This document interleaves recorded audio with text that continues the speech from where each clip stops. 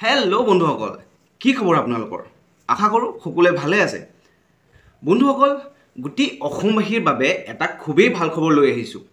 মই ৰাতিপুৱাই নিউজ পঢ়ি আছিলোঁ মোবাইলতে, তেতিয়া এটা খুবেই ভাল খবৰ মোৰ চকুৰ আগত পৰিলে আৰু মই ভাবিলোঁ আপোনালোকৰ আগত সেই বাতৰিটো পঢ়ি শুনাওঁ। তেন্তে বন্ধুসকল, বাতৰিটো মই এনেদৰে পঢ়িছোঁ, শেষলৈকে ভিডিঅ'টো চাব কিন্তু। আজিৰ দিনটো অসম তথা অসমবাসীৰ বাবে চিৰস্মৰণীয় দিন হৈ ৰ'ব। অসমৰ ইতিহাসত সোণালী আখৰেৰে জিলিকি থাকিব আজিৰ এই মহেন্দ্ৰ ক্ষণৰ সবিশেষ। দিল্লীৰ পৰা আহিল এই ভাল খবৰটো এতিয়াহে পঢ়িম। অসমবাসীৰ দীৰ্ঘদিনীয়া প্ৰত্যাশাত চিলমোহৰ মাৰি অসমীয়া ভাষাক ধ্ৰুপদী ভাষাৰ মৰ্যাদা প্ৰদানত অনুমোদন জনালে কেন্দ্ৰীয় কেবিনেটে। অকল অসমীয়া ভাষাই নহয়, দেশৰ 5টা ভাষাক ধ্ৰুপদী ভাষাৰ স্বীকৃতি প্ৰদান কৰে: অসমীয়া, মাৰাঠী, পালি, প্ৰাকৃত আৰু বাংলা ভাষা। ইয়াৰ আগেয়ে দেশৰ 6টা ভাষাক ধ্ৰুপদী ভাষাৰ মৰ্যাদা প্ৰদান কৰা হৈছিল।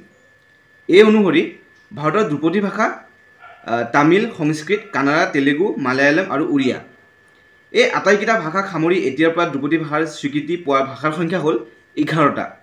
এইবোৰ কিন্তু খুবেই ইম্পৰ্টেণ্ট বস্তু, কাৰণ চৰকাৰী যিবোৰ পৰীক্ষা হৈ থাকে তাতে এইবোৰ প্ৰশ্ন আহিব, খুবেই সম্ভাৱনা আছে। যেনেকৈ ADR মানে APSC হওক, UPSC হওক, এইবোৰ পৰীক্ষাত এইবোৰ প্ৰশ্ন আহিব পাৰে। পিছৰখিনি পঢ়িছোঁ, আপোনালোকে শুনিব ভালকৈ। ধ্ৰুপদী ভাষাৰ স্বীকৃতি লাভ কৰিলে ভাষাটো কেইবাধৰণে লাভান্বিত হয়। ভাষাটোৰ উত্তৰণত অৱদান আগবাঢ়ি যোৱাসকলৰ কাৰণে থাকে আন্তঃৰাষ্ট্ৰীয়ভাৱে পুৰস্কৃত কৰাৰ ব্যৱস্থা। এইটো কিন্তু খুবেই ভাল খবৰ। একেদৰে ধ্ৰুপদী ভাষা হিচাপে স্বীকৃতি দিলে কেন্দ্ৰই খুলিব লাগে সেই নিৰ্দিষ্ট ভাষাৰ অধ্যয়নৰ কাৰণে চেণ্টাৰ অফ এক্সিলেঞ্চ। এইটোতো আৰু ভাল খবৰ, মানে অসমবাসীৰ বাবে এইটো এটা আজি বিশেষ এটা উল্লেখযোগ্য দিন বুলি ক'ব পাৰি। পিছৰখিনি পঢ়িছোঁ।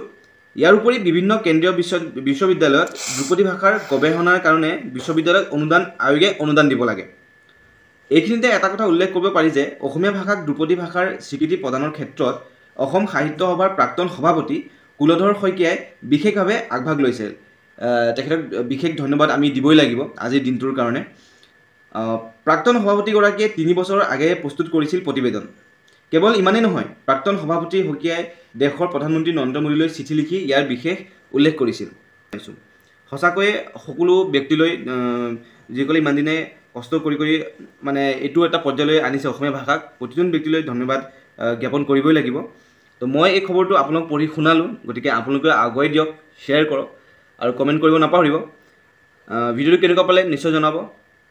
তো লগ পাইছোঁ আন এটি ভিডিঅ'ত, তেতিয়ালৈকে বাই বাই, জয় আই অসম।